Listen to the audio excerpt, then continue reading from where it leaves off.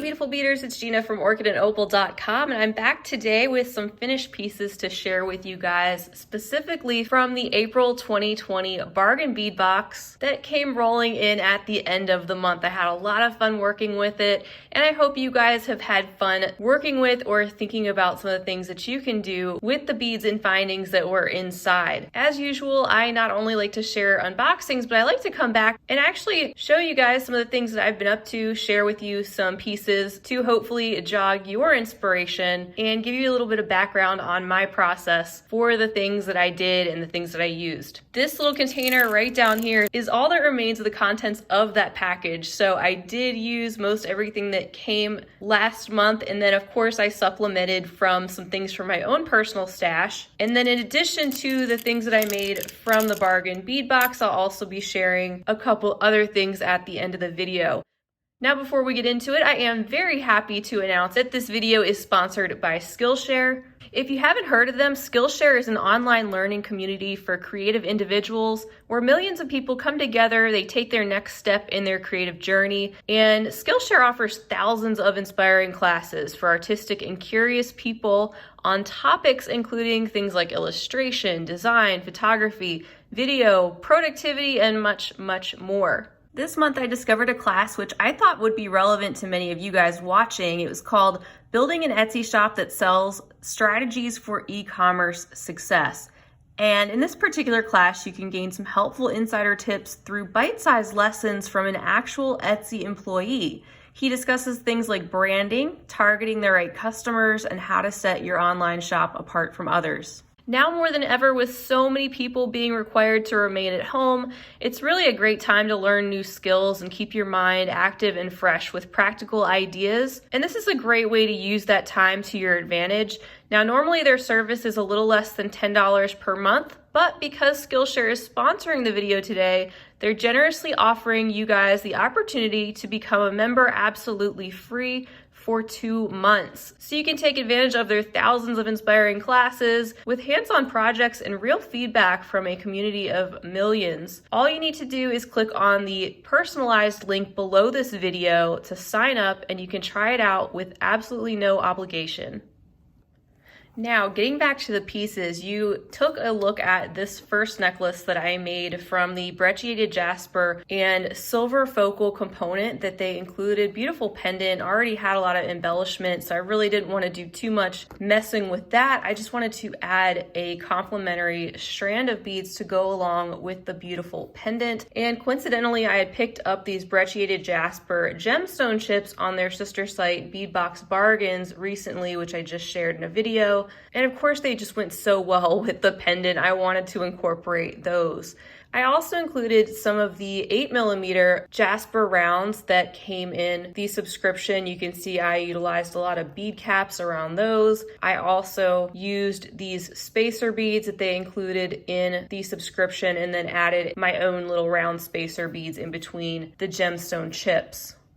So here's a look at that necklace in full. It's a little bit longer in length, and then I used one of these hook and eye clasps that I had also picked up on beadboxbargains.com, and I think it makes a really nice classic looking beaded necklace. Some extra texture there from the chips, and then a little bit of interest with some of these darker rounds.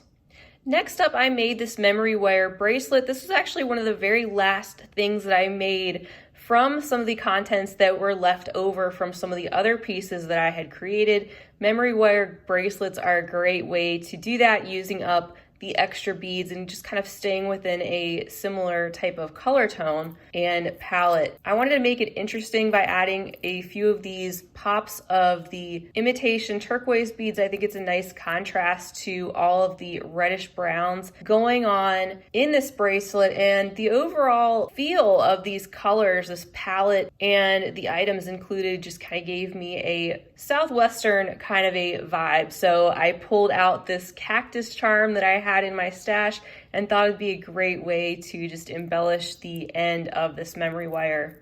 So here's a look at the bracelet on. You can see I used a little bit of everything, it seems like, bead-wise, except for the little green crystal rondelle beads. But it was a way for me to use up my remaining bead caps and just a few of those odds and ends that were kind of hanging around in a more intentional sort of a way.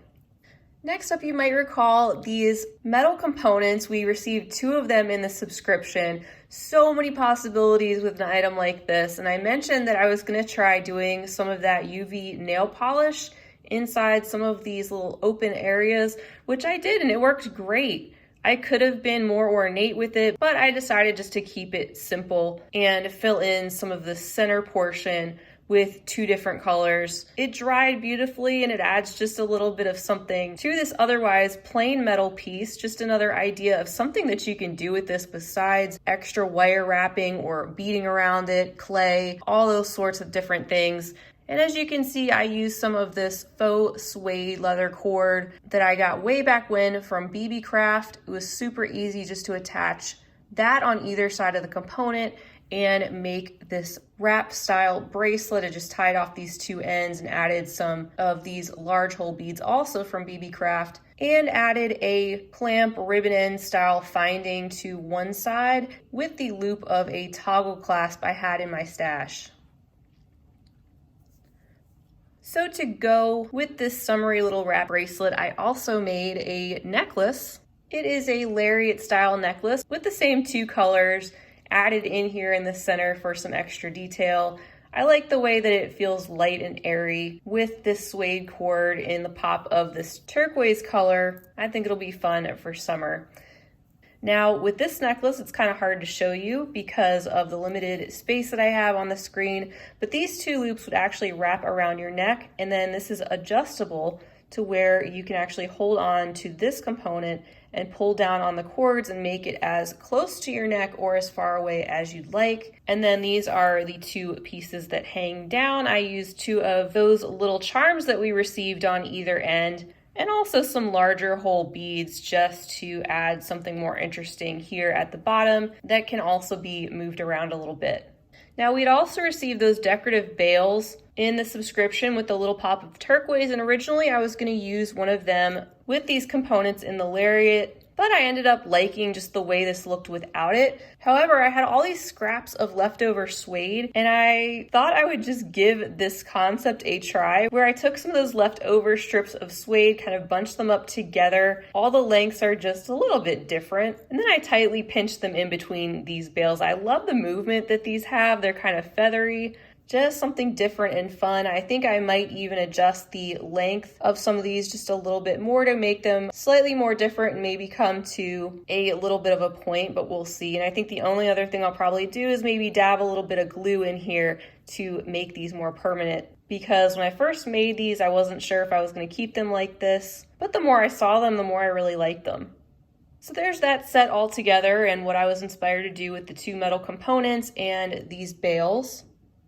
So here's a look at the next necklace that I was inspired to create, specifically from these Lampwork beads that we received in the subscription. You remember these had the little dots on the outside. They look like water droplets. So that kind of inspired me to create something kind of drapey and cascading. I'll show you the back closer in just a minute, but here's the front. I just attached each of these beads to some wire, making them into connectors essentially, which I then connected to the 4-ring connectors that they sent just to space them out, and also because they had these side pieces that I could then attach to chain and bring up like this across the left side. So it's just a little bit asymmetrical, a little bit artsy. And then at the bottom, use 3 of the charms they sent on 3 lengths of the chain that was also included to finish that off at the bottom. So here is a look at the other side of this necklace toward the back. I used these check glass melon beads I had in my stash just because I felt like they went really well with the overall color of the Lampwork beads. And then I also brought in some of the picture Jasper in the lighter tones specifically that came on that strand. Then as you can see, I used some silver tone spacer beads in between those to break them up. And then there is one of the toggle clasps that came in this month's subscription. So here's a look at the piece overall. The front of the necklace just kind of drapes down as you wear it. And then you start to see some of the beads on this side. And then of course, to latch it, you just use your toggle, just like that. And then I had 2 more of those Lampwork beads left over, so I decided to make a matching pair of earrings. Also using 2 more of these charms and 2 more of the connectors that were used in the necklace. Next, I started playing with some wire a little bit more. I had seen a tutorial for this sort of component on a pin from Beebeecraft actually, where they kind of show you how to make it. It's pretty simple to do with 5 round beads, and I will try to link that down below in case you're interested in checking that out. But it ended up making this really cute pendant, and I just used the same wire to make these wire wrapped links around more of the same brecciated jasper and then the dyed sesame jasper, and made it into this cute necklace. And here's that piece as a whole, and I had 1 more little sesame jasper left over from everything I did, so I just used one of those as an embellishment on the extender chain. Another really simple wire idea I found was this one. This was from Beebeecraft as well. Wire is not my strongest suit, but I do enjoy learning more about it, getting more used to playing with it. And this was a really simple way to create a bracelet with these beautiful sesame jasper beads. Again, I will try to link that idea down below too, just in case you're interested. It would work for so many different things and really frames these beads so beautifully. So here's a look at that bracelet on, and it would go really well with this necklace. Along the same lines of that pendant, here's where I used some of those little glass rondelles, and I did pretty much the same thing. It's just that they were smaller and I used a thinner gauge wire. In these 2, I double wrapped the wire, and then these I just used a single piece of wire. And I made myself a little anklet that I can wear as the weather is warming up. And I really think this could make for a cute necklace design too, with all these little dainty components just kind of coming off that chain that they included with the subscription. And here's a look at the next necklace I created. I was still inspired to do some wire wrapping, and this time I brought in the rest of those sesame jasper beads. I thought they looked like little berries, and then I was trying to make some components or connectors that looked like little leaves. So I guess they kind of do, especially when paired with the little red beads. And I had 3 left over, so I made this little bunch, and as I was moving things around, I kind of got inspired to make this into a focal or a little pendant. I had a tiny bit of chain left, so I put some of that on either side and came up with something different and unique, and I think it came out cute. I really like the overall shape of everything, and I think the colors work really well together. And then separate from that, I actually made these, although they do definitely coordinate. I was playing around coming up with these connectors using 6 beads, and not just doing a pendant style, but doing an actual connector where there was a loop on both sides. So I made some of these little components and attached 2 more of those charms that were included at the bottom for something to finish those off. Now, still not done with the wire wrapping, I made these links with the picture jasper and this aluminum wire and turned these into a bracelet. You can see that I also used the 6 beads just like I did in those earrings, but used a thicker gauge wire, and it worked out great with these 2 loops on either side. I hope to come back and share a tutorial on that because it's a really pretty simple idea that you can use with all sorts of different sizes and even colors of wire. And then I finished off that bracelet with some of the remaining components I had. You can see that when the lobster clasp is in place, you just get these additional little details hanging down, but also acting as a bit of an extender to the bracelet. All right, I've got 2 pieces left to share from the contents of the bargain bead box.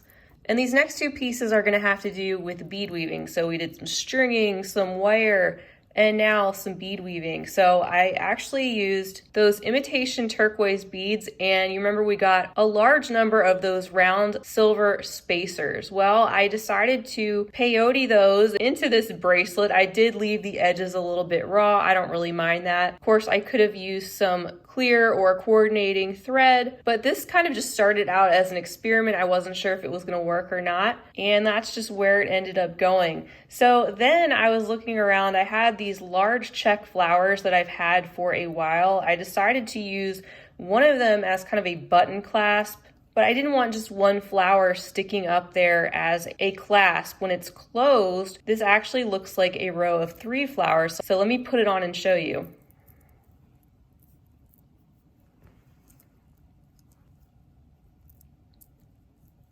So there it is, guys. That's the bracelet on. You can see how the flowers look a little bit more intentional. It kind of hides the clasp, and that's what you get. I think it really came out cute.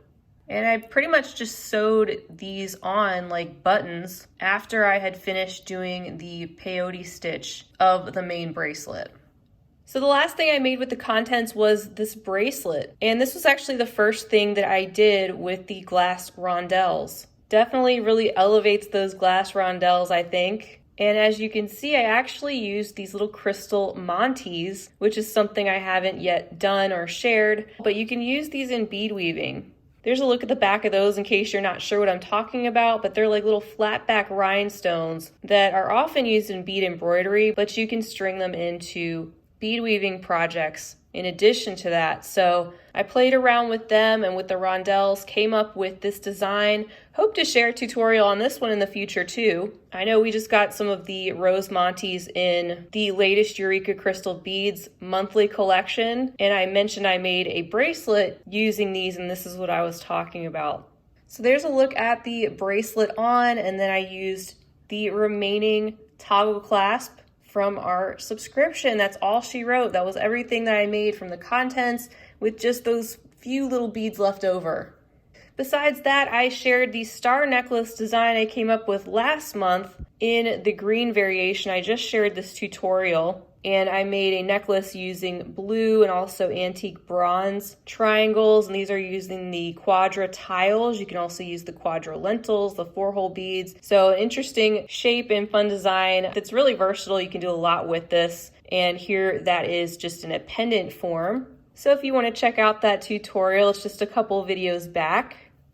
I also wanted to share what I did with the agate slice that came in the Wild Horses collection from April 2020. I'm probably going to do something else with this, but this took me so long just to get this far. I kept taking it apart and redoing it, which is fine. I enjoy the process of doing that. But I was trying to play around with the concept of using some of the leather that was included as part of the bezel around the agate slice, but also use wire. I used some different tones and different thicknesses to keep the agate in place, and at the same time I didn't want to take away from the beauty of this natural agate stone.